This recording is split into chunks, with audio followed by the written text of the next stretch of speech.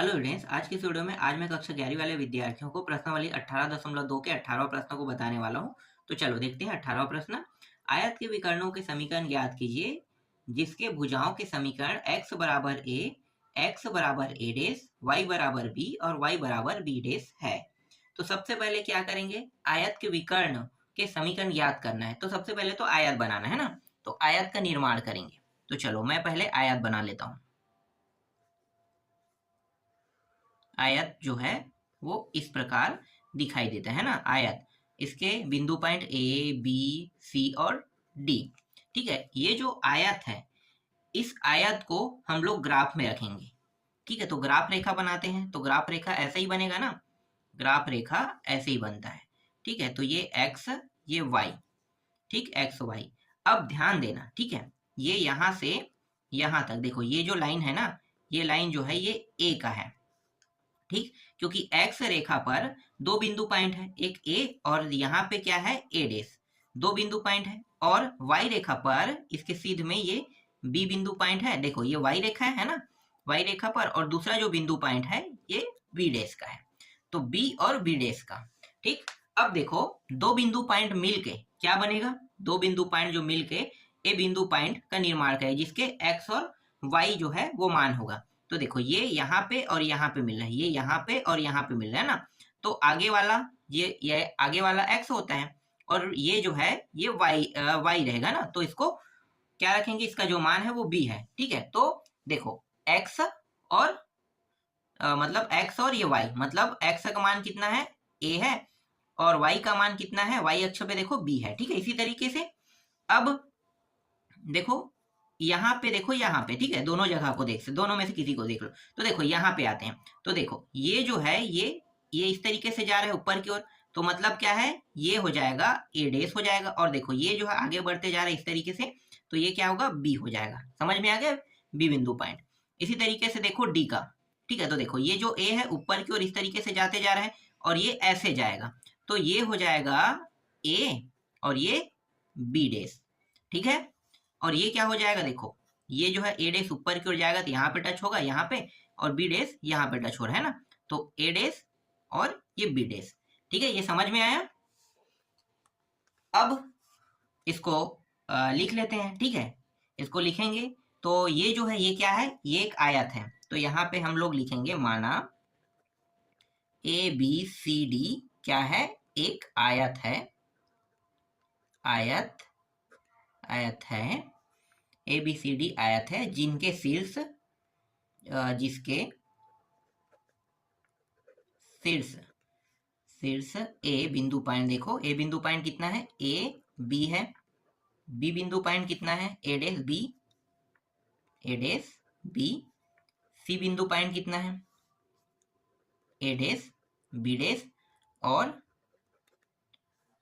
D बिंदु point A B dash. ठीक है, ये है ए डेश बी डेश है। ठीक है, अब इस प्रश्न में क्या कहा था, विकर्णों के समीकरण ज्ञात करने के लिए कहा था ना। इस प्रश्न में विकर्णों के समीकरण, तो विकर्ण भी बना लेते हैं।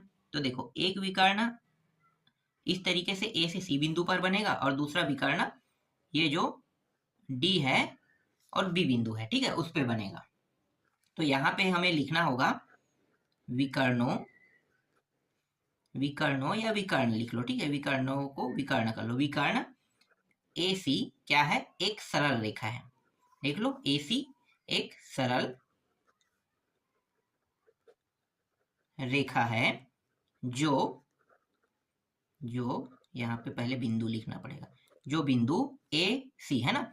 तो बिंदु ए के बिंदु पॉइंट कितना है, ए बी, और सी के बिंदु पॉइंट कितना है, ए डेश बी डेश, ए डेश बी डेश से होकर गुजरती है, होकर गुजरती है।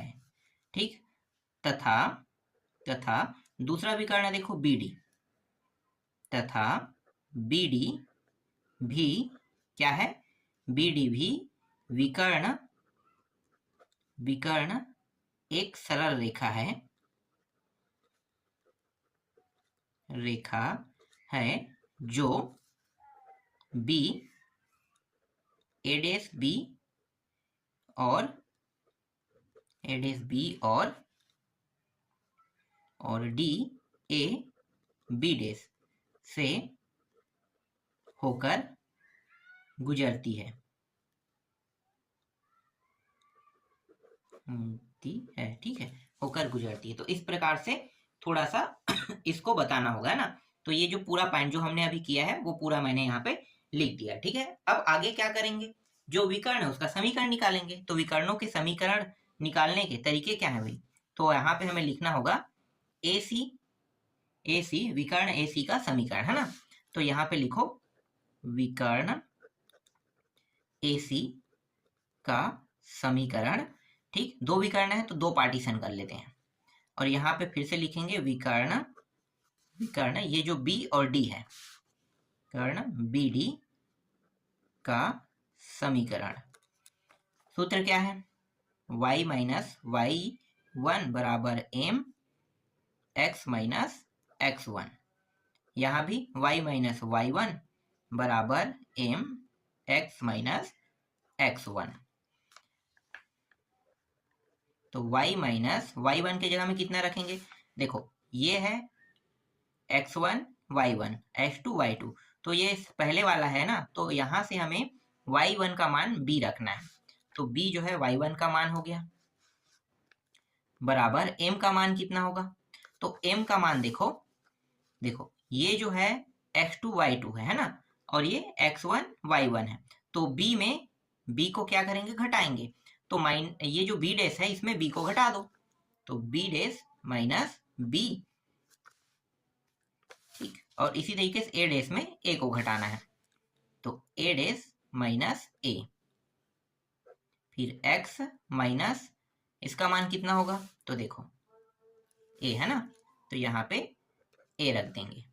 ठीक, अब दूसरे पक्ष जो है, दूसरे मतलब जो दो पार्टीशन किए थे, तो एक पार्टीशन के साइड का तो हो गया, दूसरा पार्टीशन को देखो।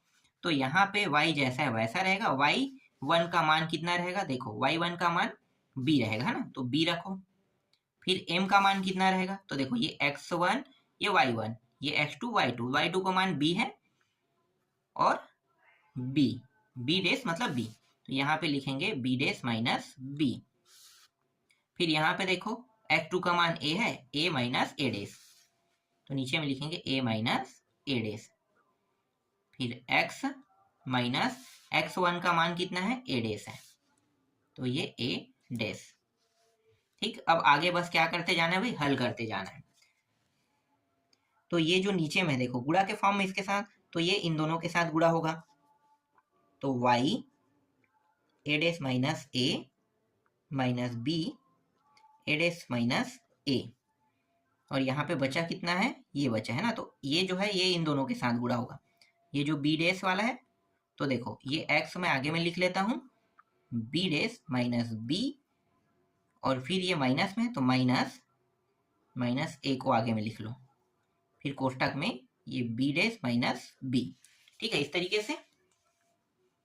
फिर ये y जैसा है वैसा रखेंगे, नहीं जैसा है वैसा नहीं रखेंगे, ये इसके साथ गुणा हो जाएगा, तो इन दोनों के साथ गुणा होगा ना, ये इसके साथ, तो ये a माइनस a डेस, फिर minus b a minus a डेस, फिर बराबर x को आगे में लिख लो, फिर b डेस माइनस b,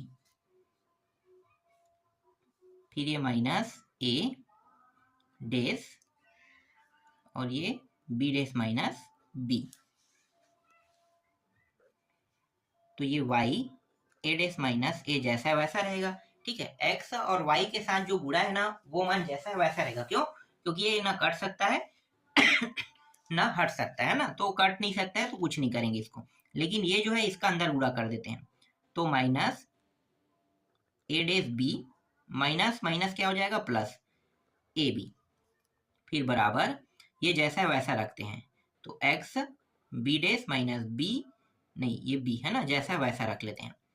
फिर इस माइनस का अंदर गुणा करेंगे, तो माइनस के साथ a का भी गुणा होगा, तो a और b डेस, फिर माइनस और माइनस क्या हो जाएगा, प्लस a b हो जाएगा।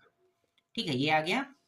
सेम इसी तरीके से इसको भी कर लेते हैं, तो a minus a dash, b का अंदर गुणा कर दो, तो ये ab फिर माइनस और माइनस प्लस ए डेस बी, फिर बराबर ये एक्स जैसा वैसा रहने दो, बी डेस माइनस बी, और इसका भी अंदर गुणा कर दो, तो माइनस ए डेस बी डेस और माइनस माइनस प्लस, तो ए डेस बी। तो अब इसे जमा के लिख लेते हैं, ठीक है, सभी मानों को इस साइड लेके आ जाते हैं। तो ये x वाला जो है इसको आगे लेके आएंगे तो ये माइनस हो जाएगा, ठीक, minus x b dash b, फिर ये प्लस में है y वाला तो y ए डेस माइनस ए, फिर ये जो मान है इसको लिख लेते हैं, तो कितना है माइनस ए डेस बी, फिर प्लस ए बी, फिर ये इस साइड आके क्या हो जाएगा, माइनस से प्लस हो जाएगा, तो प्लस ए बी डेस, फिर ये हो जाएगा माइनस ए बी बराबर 0। तो देखो ए बी ये दोनों कट जाएगा, ठीक है, काट देते हैं, जो कटा है उसको कटा देंगे। सेम यही प्रक्रिया यहाँ भी यूज करेंगे, तो ये minus x b dash minus b, फिर plus y a minus a dash, फिर इसको लिखेंगे, फिर माइनस ए बी, इस पूरे को लिख लो, फिर प्लस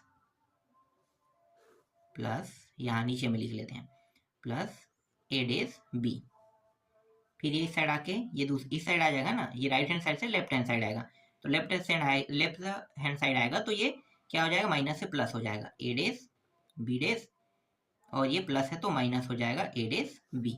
तो देखो ये दोनों भी कट गया और यहाँ पे बचे कितना 0। अब ये जो माइनस है इसका पूरा गुणा कर देते हैं, तो ये जो आगे में माइनस में दिया उसे हमें प्लस में लिखना होता है ना, तो प्लस में लिखना होता है तो प्लस में लिख देते हैं, ठीक है। तो ये माइनस का गुणा करेंगे तो पूरा में माइनस का गुणा, दोनों में ऐसे ही करेंगे, तो ये प्लस बन जाएगा x b dash minus b, ये माइनस हो जाएगा वाई ए डेस माइनस ए, और ये माइनस है तो ये प्लस हो जाएगा ए डेस बी, और ये हो जाएगा ए बी डेस बराबर 0। यहाँ भी वैसे ही करेंगे, तो x b dash minus b, फिर ये माइनस हो जाएगा वाई ए माइनस ए डेस, ये प्लस हो जाएगा ए बी, और ये माइनस हो जाएगा ए डेस बी डेस बराबर 0। और यही क्या है, यही जो है विकर्णों के समीकरण है, ठीक है, विकर्णों के समीकरण। तो दोनों का जो उत्तर है यहाँ पे आ गया, देखो दोनों को साथ में लेकर हल किए तो दोनों का उत्तर इस तरीके से हमें ज्ञात हो गया, ठीक, ये समझ में आया। देखो अब 19वां प्रश्न,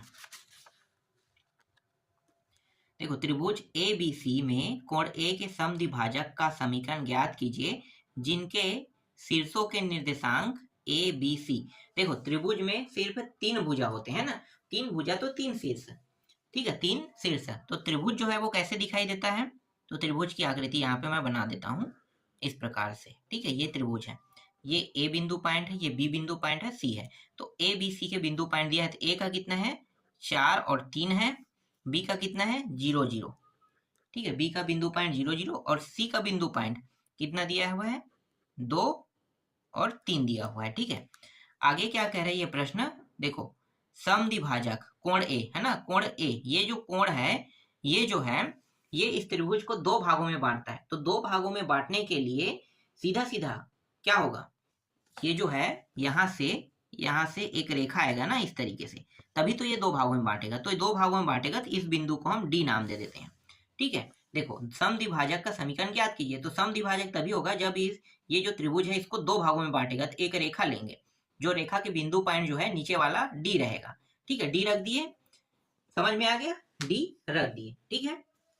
अब यहाँ पे आगे इसको हल करते हैं, तो यहाँ पे हम लोग लिखेंगे माना ये ए डी, ठीक है, माना ए डी कोण ए क्या कर रहा है, कोण ए का समद्विभाजक है ना, 2 भागों में बांट रहा है, मतलब समद्विभाजक है, ठीक है, 2 भागों में बांटा। देखो यहाँ पे जैसा का है वैसा मैंने कर दिया, ठीक है, समद्विभाजक है मतलब 2 भागों में कोण ए जो है 2 भागों में बांट रहा है, ठीक है, और रेखा कौन सा बन रहा है एडी रेखा। तो यहाँ पे हम लोग लिखेंगे, इसलिए ये जो बी डी है, देखो बी डी, ठीक है, बी डी और डी सी, बी डी ये DC जितना होगा, देखो BD अपान DC, तो BD अपान BD, ठीक है। एक क्या हो गया, BD बन रहा है, BD से CD, ठीक है, दो हिस्सों में ये बढ़ गया, ठीक। तो BD इसी तरीके से AB, ठीक है, इसके बराबर AB रहेगा और DC के बराबर AC रहेगा, AC, ठीक। अब आगे क्या करेंगे, आगे ना ये जो AB है और ये जो AC है, ठीक है, AB और AC के भुजा के मान निकालेंगे, AB और AC के भुजा के मान। तो चलो AB और AC के भुजा के मान निकालते हैं। तो कैसे निकालते हैं, देखो AB, ठीक है, इस तरीके से देखो AB का बिंदु पॉइंट, A और B बिंदु पॉइंट है, ठीक है। तो AB के बिंदु पॉइंट है, तो देखो 4 और ये 0, 4 और 0 घटाओगे कितना आएगा, 4 ही आएगा, तो 4 का वर्ग कर दो, तो 4 का वर्ग, ठीक है, 0 आएगा तो घटाने पर इतना ही आएगा, तो 4 का वर्ग प्लस 4 का वर्ग, फिर देखो ये क्या है, y का है ना, तो y का है तो 3 और 0, तो 3 0 मतलब 3 का वर्ग, इस तरीके से। आगे जब हल करेंगे तो ये हो गया 16 और ये कितना हो जाएगा 9, 16 और 9 कितना होता है 25, ठीक है 25, ये रहा 25, 25 में 5, तो 5 आ गया, ठीक है। ए बी का ये जो भुजा का मान है कितना आया, 5 आ गया, ठीक। अब इसी तरीके से ए सी का निकाल लेते हैं। तो ए सी का निकालेंगे तो देखो ए और सी दिया हुआ है ना, तो 4 और 2, 4 में 2 घटाओ कितना आएगा, 2 आएगा, तो 2 का वर्ग कितना होता है 4, तो यहाँ पे मैं 4 लिख देता हूँ, ठीक है। तो 2 या फिर ऐसा लिखो 2 का वर्ग, ठीक है, जैसे इसको लिखे वैसे ही। फिर 3 में 3 घटाओ कितना आएगा 0, तो ये 0 का वर्ग।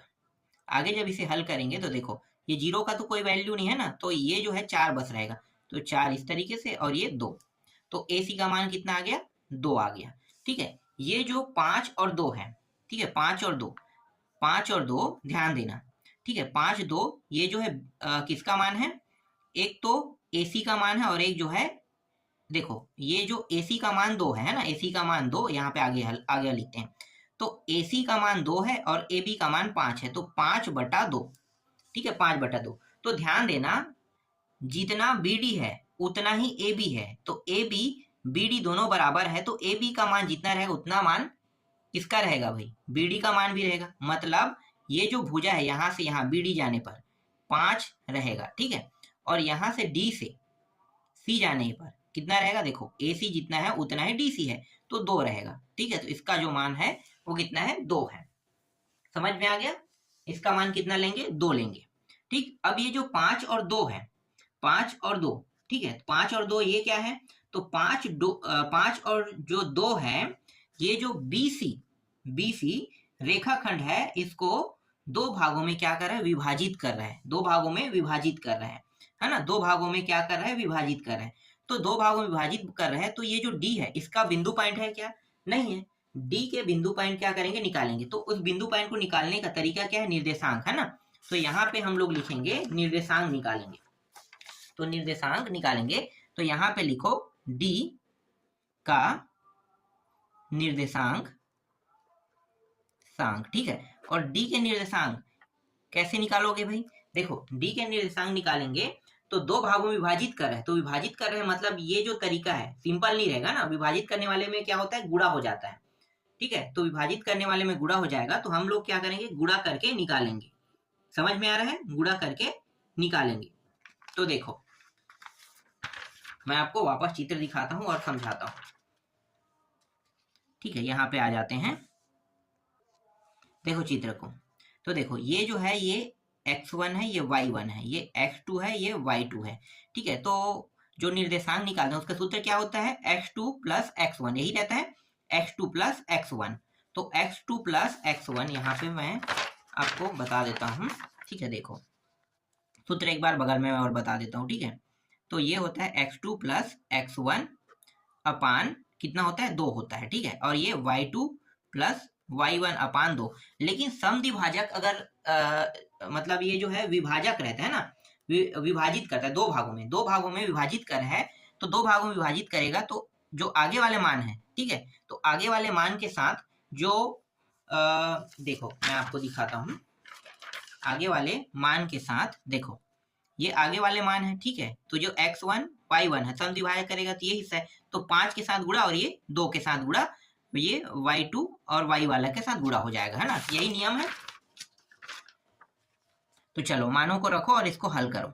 तो x2 का मान कितना है, x2 का मान है 2 है, ठीक है, 2 x2 का मान है, और 2 गुणित कितना करेंगे 5, ठीक है, क्योंकि 5/2 है, तो 5/2 है मतलब ऊपर वाले के इसके साथ, और जो 2 है इसका गुणा 0 गुणित 2 के साथ हो जाएगा, ठीक है, और 5+2 इस तरीके से लिखेंगे, ठीक है, 5+2 हो गया।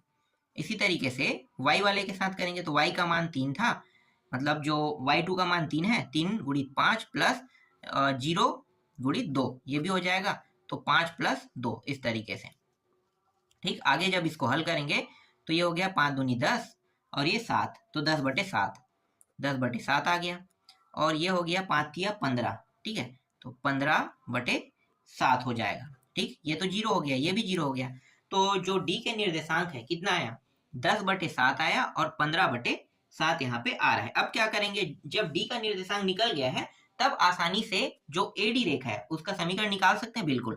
तो एडी का समीकरण निकालते हैं।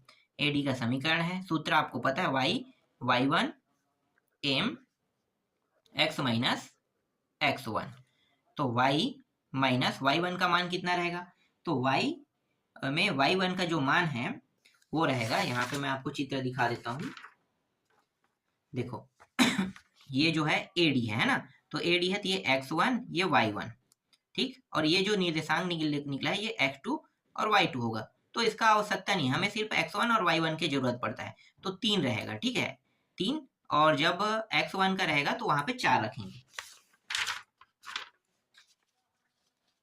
तो देखो यहाँ पे मैं कितना रखूंगा, 3 रखूंगा, और m का मान, ठीक है, m का मान, तो हाँ, जो m का मान है वो किससे निकालते हैं, AD रेखा से ही निकालेंगे, है ना, तो AD रेखा से निकालेंगे, तो AD में a को x1 और y1 माने थे उसके बिंदु पॉइंट को, तो जो d का मान है वो क्या रहेगा, ये जो d का मान है ये जो है ये x2 और ये y2 हो जाएगा, तो यहाँ पे y2 का मान रखेंगे तो 15 कितना होगा 7 माइनस 3, ठीक है, ये y1 था, तो और नीचे में देखो 10/7, और ये कितना होगा 4 रहेगा, है ना, क्योंकि x1 का मान कितना था 4 था, तो 4 रखेंगे यहाँ पे, ठीक है, तो इस तरीके से 4, फिर x माइनस x1 का मान 4 है, ठीक है, तो इस तरीके से बस अब आगे इसको क्या करना है, हल करते जाना है। तो y माइनस 3 बराबर, देखो यहाँ पे कुछ नहीं मतलब 1, यहाँ पे कुछ नहीं मतलब 1, तो देखो हर जो है नीचे के हर 7 होने के लिए कितने का, 7 को गुणा यहाँ पे, 7 को गुणा यहाँ पे, यहाँ भी वैसे ही हुआ, 7 को गुणा यहाँ पे और 7 को गुणा यहाँ पे, ठीक है, तो देखो 7 का गुणा हो गया, तो ये हो गया 15 माइनस 7 14 7 21, ये 21 हो गया, और नीचे में 7, ये हो जाएगा 10, और 7 चौक 28, ये हो गया 28, और ये नीचे में 7, ये दोनों काट देते हैं, ठीक है, कट जाएगा, तो जो तरीका हमें पता है उससे काट देते हैं, ज्यादा लंबा चौड़ा इसको नहीं लेंगे, ठीक है, पहला चौथा नियम लगाओगे तो भी ऐसे ही होगा, तो दूसरा और चौथा को पहले ही काट दो, फिर x माइनस 4, फिर आगे जब इसको हल करेंगे तो ये y माइनस 3 बराबर 15 और 21, घटाओगे कितना आएगा, तो घटाने पर ये आ रहा है -6 आ रहा है ना, -6, और इसको घटाने पर कितना आएगा, तो -18 आ रहा है,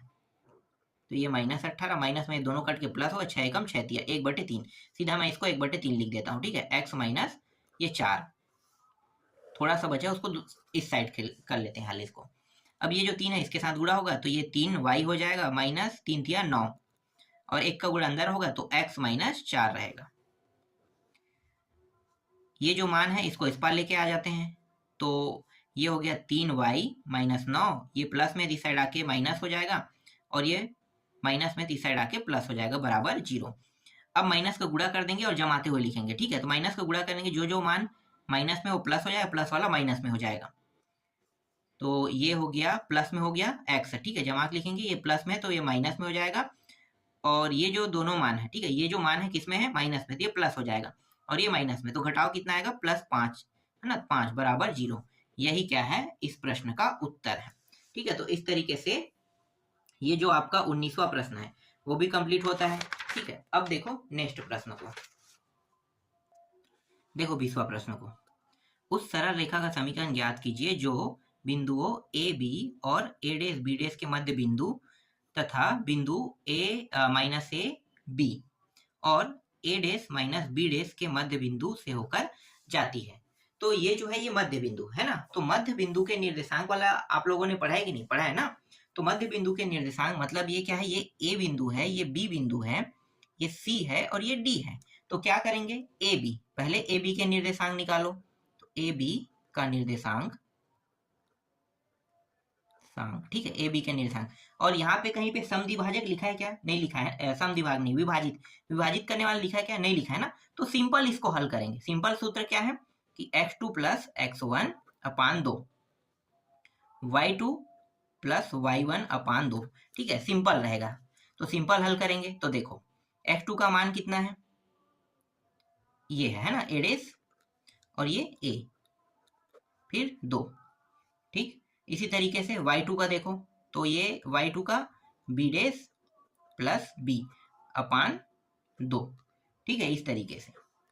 तो ये जो रहेगा, ये जो ए बी का निर्देशांक है ये x1 हो गया और ये हो जाएगा y1 हो जाएगा, ठीक है। आगे हल करेंगे तो ये x1 और y1 बन गया, समझ में आया ये ए बी के निर्देशांक। इसी तरीके से क्या करेंगे, ये जो है c और d, तो c d के निर्देशांक भी निकाल लेते हैं, निर्देशांक सी डी के निर्देशांक, ठीक है। और यहाँ पे कहीं पे भी विभाजित करना नहीं लिखा है ना, विभाजित करना होता है तो इसके साथ जो मान होता है वो x2 और ये x1 के साथ गुणा होता है, जैसे कि इससे पहले वाले जो प्रश्न है 19वां में हमने किया था ना, इसमें ऐसा कुछ नहीं होगा क्योंकि ये सिंपल हल है।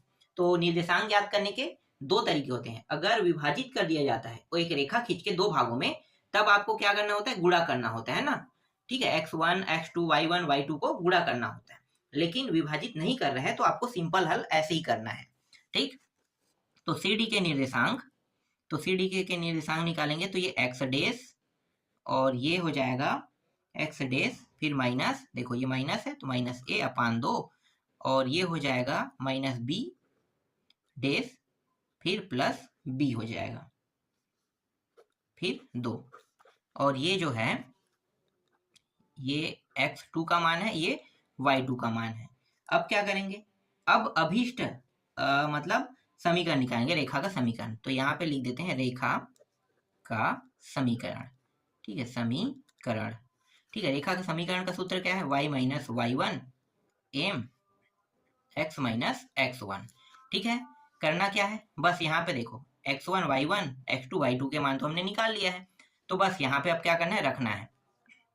तो y माइनस y1 का मान कितना है, देखो ये है, तो b डैश प्लस b अपान 2, m का मान, m का मान कैसे निकालते हो, इसमें इसको घटाएंगे है ना, और इसमें इसको घटाएंगे तभी निकलेगा, तो ऐसे ही करेंगे। चलो कर देते हैं। तो देखो ये है माइनस b प्लस b अपान 2, इसमें घटा रहे हैं इसको, तो b डैश प्लस b अपान 2, फिर नीचे में इसको लिखेंगे है ना x2 के मान, तो a डैश माइनस a अपान 2, फिर माइनस ये x1 का मान है a डैश प्लस a अपान 2, फिर x, फिर माइनस x1 का मान देखो कितना ये है, तो ये a डैश प्लस a अपान 2, इसको कोष्ठक में रख दो, ठीक है, क्योंकि यहाँ पे माइनस दिया है, तो माइनस जो चिन्ह है वो अंदर में गुणा होगा तो इसके जो मान है वो बदल जाएंगे, इसलिए इसे इसी प्रकार से लिखेंगे, ठीक है। यहाँ भी इसको भी वैसे ही कर दो तो अच्छे समझ में आएगा, ठीक। अब करना क्या है, बस हल करते जाना। तो हल करना तो आपको आता है ना, तो मैं इतने में ही से रोक देता हूँ। उसके बाद जो भी हल होके जो कट फिर जो भी होके है ना, जो भी मान आएगा वही क्या कहलाएगा, रेखा का आपका समीकरण कहलाएगा। समझ में आ गया, रेखा का समीकरण कहलाएगा। चलो थोड़ा सा इसको और आगे हल कर दें, थोड़ा बहुत जो डाउट है उसको मैं क्लियर कर देता हूँ, ठीक है। y माइनस ये अंदर गुणा करेंगे, नहीं अभी कुछ मत करो, इसे जैसा है वैसा रहने दो, ठीक है। इस तरीके से यहाँ पे थोड़ा सा आपको डाउट हो सकता है तो इसको क्लियर कर लेते हैं। देखो ये दोनों जो है वो सेम है, ठीक है। कौन कौन सा सेम है, ये और ये दोनों माइनस में और ये दोनों भी प्लस में है तो 2 हो जाएगा, 2 b डैश, ठीक है, माइनस में और प्लस में 2 b हो जाएगा। यहाँ पे भी देखो, यहाँ पे ये जो है अंदर में गुणा हो जाएगा ना, तो ये ए डैश, देखो ये दो ये दो ये दो ये दो कट गया समझो। अब हमारे पास ये मान और ये मान बस बचा है, ठीक है, दूसरा और चौथा से कट गया समझो। तो ये ए डैश और ए, ये भी दो ए डैश हो गया, और ये माइनस है, सॉरी ये माइनस, तो ये माइनस अंदर जुड़ा तो ये भी माइनस हो जाएगा, दो ए हो जाएगा, ठीक है, इस तरीके से। फिर x माइनस ए डैश प्लस ए अपान 2, ठीक, ये रहा। अब ये जो 2 है ये भी कट जाएगा, यहीं से काट दो, देख लो उभय निष्ठ रूप में बाहर आ गया, कट जाएगा, है ना। तो बस आपको क्या करना है, हल करते जाना है, जैसा हल होगा, जितना भी हल होगा, और जहां पे आप रुक जाओगे वही क्या होगा, इस प्रश्न का उत्तर रहेगा। तो इसको मैं कंप्लीट मानता हूं, ठीक है। चलो अगला देखो, देखो 21वां प्रश्न। अब तांबे के छड़ की लंबाई L सेंटीमीटर सेल्सियस ताप C का रैखिक फलन है। एक प्रयोग में L बराबर 124.942, जब C बराबर 20 और L, फिर से L का मान दिया है 125.134, जब C बराबर 110 हो तो L को C के पदों में व्यक्त कीजिए कह रहा है, ठीक है। तो अब करना क्या है, देखो ये जो C है यहाँ पे हम लोग हल कर लेते हैं, ठीक है, हल करके लिखते हैं C, ठीक है। ये जो C है इसको C1 मान लेते हैं, कितना 20, ठीक है। और ये जो ये L है इसको L1 मान लेते हैं 124.942, ठीक। ये जो है ये L2 है, पहले यहाँ पे नीचे पे C2 लिखो, C2 110 और L2 को कितना रखेंगे 125.134 रखेंगे, ठीक है। देखो C1 C2 L1 L2 निकल आया। ये कैसे आप ये जो है ये कैसे दिखाई दे, जैसे रेखा का समीकरण है ना, तो यहाँ पे मैं रेखा का समीकरण का सूत्र लगा देते हैं, रेखा का समीकरण, ठीक है, रेखा के समीकरण का सूत्र लगा देते हैं। तो ये जो L है, देखो ये जो है, ये जो मान है ये x सीरीज को प्रदर्शित करेगा, और ये जो L है ये y सीरीज को प्रदर्शित करेगा, ठीक है, L और y को प्रदर्शित करेगा। तो ये जो y को प्रदर्शित कर रहा है, तो देखो y minus y1 m x minus, सूत्र क्या है x1 है, ठीक है, यही सूत्र है। तो अब क्या करेंगे, यहाँ पे ये y ना देके l दे दिया है ना, तो l माइनस l1 बराबर m, ठीक है, m, और x को c माइनस c1, ठीक है, इस तरीके से बस लिखेंगे। देखो थोड़ा सा बस हमने क्या किया, दिमाग लगाया, और दिमाग लगा के सही तरीके से मानों को रख दिया। अब कहीं पे कोई डाउट हो गया, नहीं होगा ना, अब आसानी से ये हल हो जाएगा। तो अब हल कर लेते हैं। तो ये L जैसा है वैसा रहेगा। L1 का मान कितना है, देखो 124.942, तो लिखो 124.942 बराबर m का मान, m का मान देखो इसमें इसको घटाएंगे, है ना, घटा देंगे, घटाएंगे तो घटाने पर कितना आएगा, तो घटाने पर ये आ रहा है, घटाने पर आ जाएगा 0.192 आ जाएगा, ठीक है। और नीचे वाला देखो, इसको 110 में कितना घटाओगे 20, तो 90 आ जाएगा, ठीक। आगे जब इसको हल करेंगे तो ये रहा C, ठीक है, और ये C1 का मान कितना है 20, तो ये रहा 20, ठीक। फिर L माइनस 124.942 बराबर, देखो ये जो है ये दशमलव के बाद है ना, तो दशमलव के बाद मतलब ये कितना हो जाएगा 192, इसको लिख लेते हैं, दशमलव हटा देते हैं, तो 1 2 3, तो 90 के पीछे कितने शून्य लगाया है, देखो ये जो है 90 के पीछे 1 2 3 है, दशमलव के बाद कितनी संख्या 1 2 3, तो 90 के पीछे में 3 शून्य लग जाएगा इस तरीके से, ठीक। C माइनस 20, ठीक। अब इसको कटा के देखते हैं। तो देखो मुझे पहाड़ा जो है पूरा पूरा तो नहीं आता है, तो थोड़ा थोड़ा करके कटाते हैं। तो पहले मैं 2 से कटा लेता हूँ, ठीक है। तो देखो 2 से कटाऊंगा तो ये इसे जो है इसे बगल में कर लेते हैं, यहाँ पे 192 और कितना है 90,000, ठीक है। तो 2 से कटाओ तो ये हो गया 2 निया 9 और 2 छक्के, ठीक है। इसको कटाएंगे तो ये हो जाएगा, कितना हो जाएगा 2 चौक और 2 पंचे 45, है ना। इसके बाद 3 शून्य उतार दो। फिर देखो ये 3 के पहाड़े से कट रहा है, तो 3 तिया 3 दूनी, फिर ये भी 3 के पहाड़े से कट रहा है, 3 एकम 3 पंचे, फिर 3 शून्य पीछे में उतार दो, ठीक है। अब ये जो है 2 के पहाड़ा से कट रहा है, 2 के छोटे पहाड़े से कटा दें 16 बार में, है ना। 2 के पहाड़ा में ये तीनों जो है 7 5, फिर 2 में पीछे शून्य में 2 शून्य उतार दो, ठीक। अब ये कितने से कटा है, 4 से कटाएगा, 4 से कटा है, 4 चौके कटा देते हैं। देखो ये जो तीनों है इसको घटाएंगे तो 4 नहीं ये सभी कटा है, समझो 4 एकम 3 5, तो 4 अट्ठे 32, 8 आ गया, फिर 32 के बाद 3 बच रहा है, 3 शून्य, 4 सत्ते 28, फिर 2 शून्य, 4 पंचे 20, तो 4 और ये हो गया 18 75, और आगे ये कट रहेगा नहीं कट है, अब किसी के पहाड़े में नहीं आ रहा है ना, तो यहाँ पे ये जो पूरा कट फिट के कितना आ रहा है, इसको मैं यहाँ पे लिख देता हूँ, यहाँ पे दो पार्टीशन कर लेते हैं, L माइनस 124.942 बराबर इसका पूरा कट फिट आ रहा है 4/1875 आ रहा है, ठीक है। और यहाँ पे C माइनस कितना रहा है 20 है, ठीक है, C माइनस 20, इस तरीके से C माइनस 20 भी इसको भी हमने रख दिया, ठीक है। आगे अब इसको और हल करते हैं, तो देखो आगे क्या होगा, आगे ना इसको हम यहाँ पे गुणा कर देते हैं, तो देखो L माइनस 1 2 4 9 4 2, तो ये हो गया 4 18 75, ठीक है, C हो गया, फिर माइनस, फिर 4 और ये 20 है ना, तो 20 चौका C, और यहाँ पे 18 75 ये हो जाएगा, ठीक है।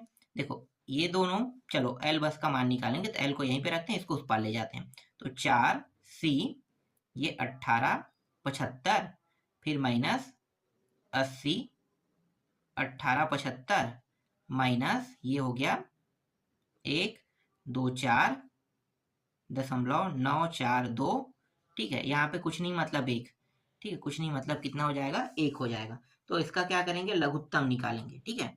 अब चाहो तो यहीं पे इसको उत्तर मान सकते हो, क्योंकि इसका जो हल है वो थोड़ा लंबा चौड़ा हो रहा है, ठीक है, और थोड़ा सा हल करना चाहते हो तो ये थोड़ा सा और हल हो जाएगा, ठीक है। क्या करना है, ये जो 18 75 है, देखो ये 18 75 के यहाँ पे गुणा, यहाँ भी 18 75 के यहाँ पे गुणा, तभी क्या होगा दोनों बराबर हो। अब देखो इन दोनों का गुणा करेंगे, इसका कैलकुलेशन जो है बहुत लंबा चौड़ा जाएगा ना, लंबा चौड़ा जाएगा, फिर इनको क्या करेंगे, ये दोनों जो मान है घटाने पर घटाएंगे, उसके बाद ये जो मान है आएगा, तो मैं यहीं पे इसको आंसर मान लेता हूँ, ठीक है। थोड़ा बहुत बचा है उसको हल करके देखना, क्योंकि हल करोगे उसके बाद उत्तर आ ही जाएगा, तो इसको कैलकुलेटर से करके देखना, ठीक है, क्योंकि मैं हाथ से करूंगा तो दशमलव पॉइंट में है, और ये जो संख्या ये बहुत बड़ा है तो बहुत लंबा चौड़ा जाएगा, तो बाकी जो हल है उसको कैलकुलेटर से कर लेना।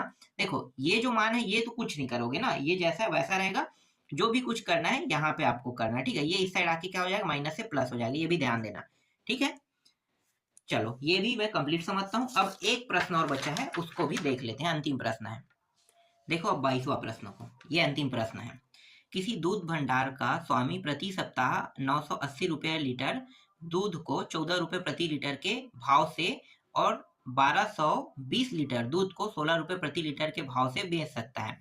विक्रय मूल्य तथा मांग के मध्य के संबंध को रैखिक मानते हुए यह ज्ञात कीजिए कि प्रति सप्ताह वह कितना दूध 17 रुपये प्रति लीटर के भाव से बेच सकता है, ये हमें निकालना है, ठीक है। तो चलो सबसे पहले देखो ये जो 980 है, ठीक है, 980 लीटर जो लीटर में दिया है, ध्यान देना, ठीक है। यहाँ पे मैं हल लिख लेता हूँ, हल लीटर, ठीक है, लीटर में दिया है, तो लीटर में ये 980 दिया हुआ है, तो इसको L1 मानेंगे, ठीक है, 980 लीटर में, और लीटर और कहाँ पे यहाँ पे है, ठीक है, तो उसको L2 मानेंगे।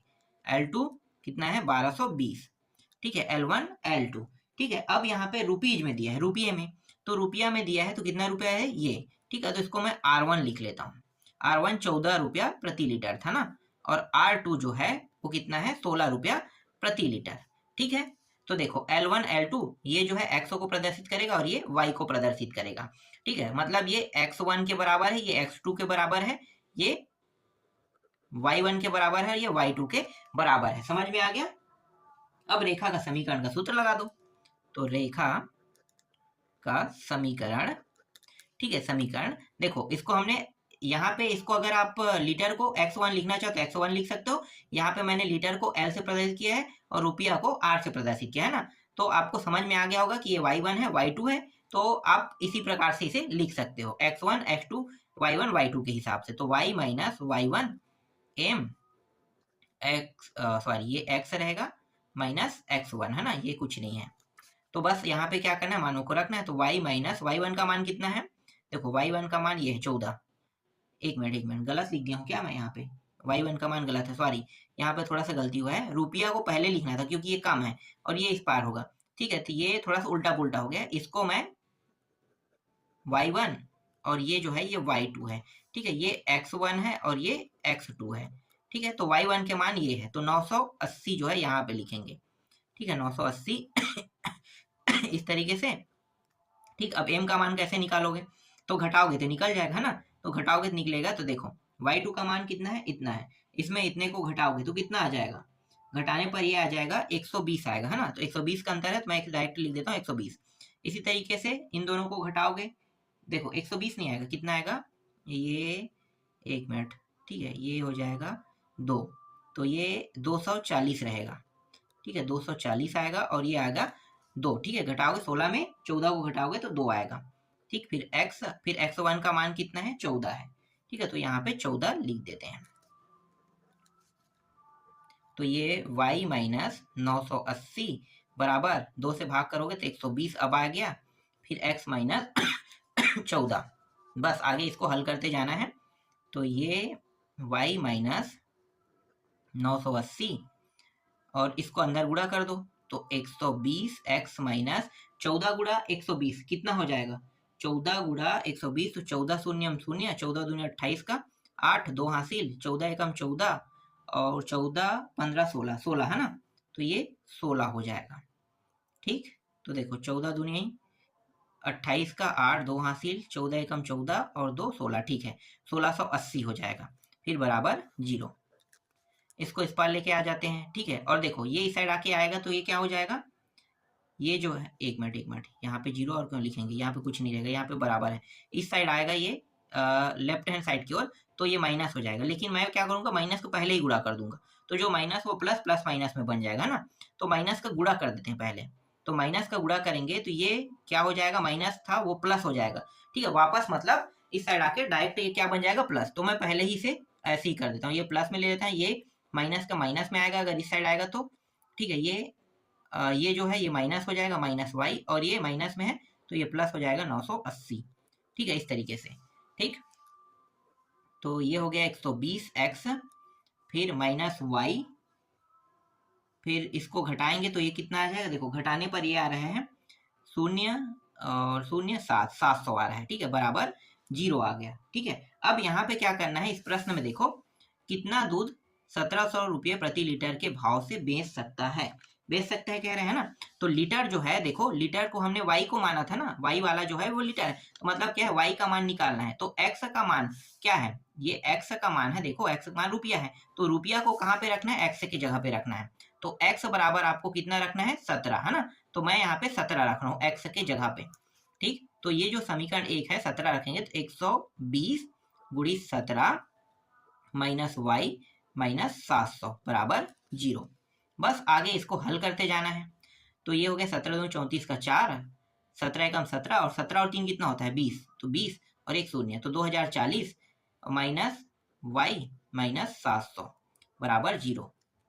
तो y को देखो, y को प्लस में ले लेते हैं। ठीक है, तो ये उस साइड जाके क्या हो जाएगा, प्लस हो जाएगा। अब इन दोनों को घटाओ, तो घटाएंगे तो ये हो जाएगा, कितना आ जाएगा भाई, ये आ जाएगा 1340, है ना, 1340 आ जाएगा। तो देखो y का मान जो लीटर में है, ठीक है, देखो यहाँ पे देख सकते हो y को हमने लीटर में माना था, ये y1 y2 लीटर में है ना, ये लीटर में है, और x1 x2 मतलब जो रुपया है वो किस में है, x में है। ठीक है, तो y का ही मान निकालना था क्योंकि रुपया का मान हमारे पास है पहले से। तो x का मान देखो 17 हमने रखा और ये लीटर में आएगा, तो y का मान 1340 निकला। यही क्या है, ये अंतिम प्रश्न का उत्तर है। तो इस तरीके से प्रश्नावली 18.2 जो है वो पूरा कंप्लीट होता है। इसके बाद मैं आपको नेक्स्ट प्रश्नावली को बताऊंगा।